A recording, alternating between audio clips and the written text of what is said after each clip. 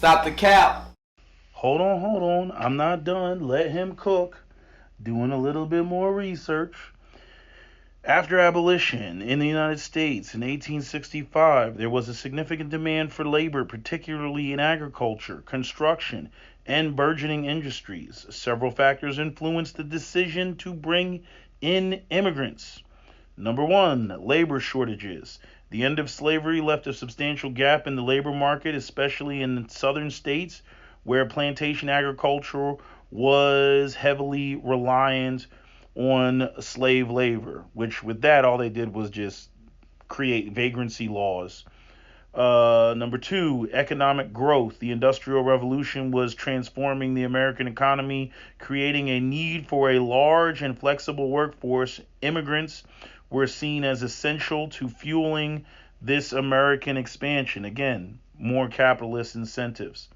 Railroad construction, more capitalist incentives. The construction of the transcontinental railroad and other infrastructure projects required a vast labor force. Immigrants, particularly from China and Europe, were instrumental in these efforts. Land development, the Homestead Act of 1862, which is before the war, just before the end of the war, offered land to settlers, including expansion of agricultural development. That goes into what was the other previous thing that I read from Congress? With the Germans and the Finnish and the Swedish in the Midwest. Political and societal factors.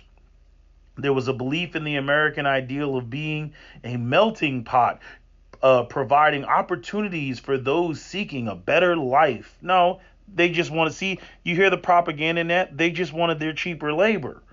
You see, they needed more workers to work all the stuff so that they can fill and line their fat pockets.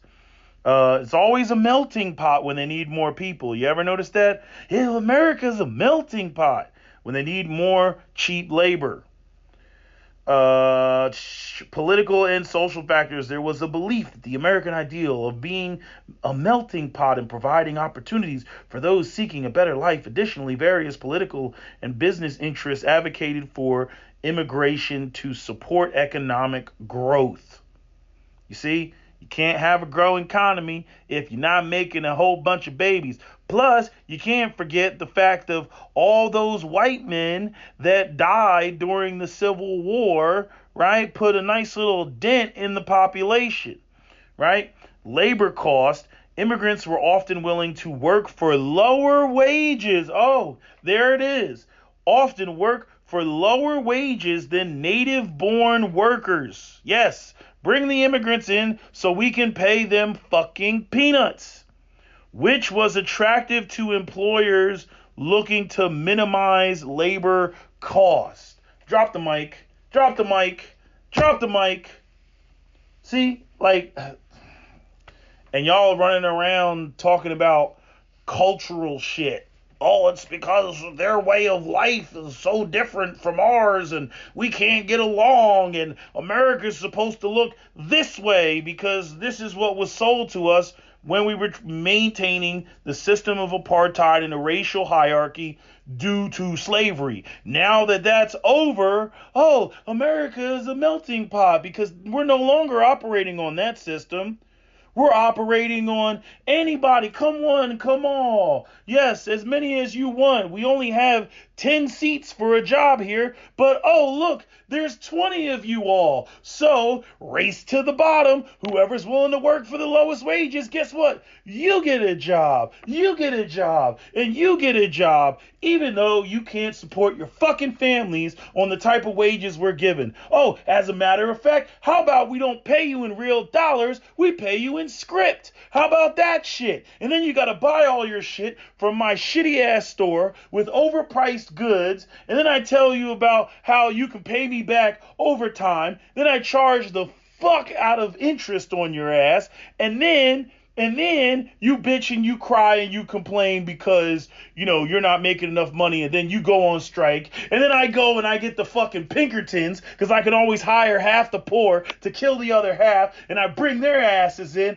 and I get them to shoot your ass while you're standing in line. Oh, see how that works? See how that works? That's how that shit works. And y'all don't get that shit. You're running around, but the blacks and the Mexicans and the Asians and the other immigrants. When it's about the fucking money. It's about capitalism. It's about driving wages as low as possible. That's what it's about. They don't care about your preservation of your whiteness and all this other bullshit that y'all want to subscribe to. They don't care. They've never cared. They just got you to believe in that bullshit at the moment that they needed you to believe and subscribe to that, when they were basically replacing your ass with fucking slaves. They didn't have to pay you if they got slaves. And just like in modern times today, if they got robots, if they got Boston Dynamic robots, they don't have to pay you. If they got AI, they don't have to pay you. They don't care if you fucking starve. Right? I mean, where is all this preservation of whiteness? They got NAFTA. They got rid of the fucking unions. They got rid of pensions. Where is all this preservation of whiteness? Where is the Christian capitalism that y'all think exists because it's a Christian nation? It's a Christian nation. Where's it at? Where's it? Show it to me. You can't show it to me. So Thomas Rousseau and his whole belief is bullshit. It's bullshit. He believes in the fucking Snapple that the white capitalists sold him, and he's running around, with these ideas of with a bunch of fucking economically disenfranchised white men that are frustrated because they're more focused on the idea that, there's this cultural war going on. No, it's an economic war. It's class warfare. It's been class warfare, but y'all don't get it.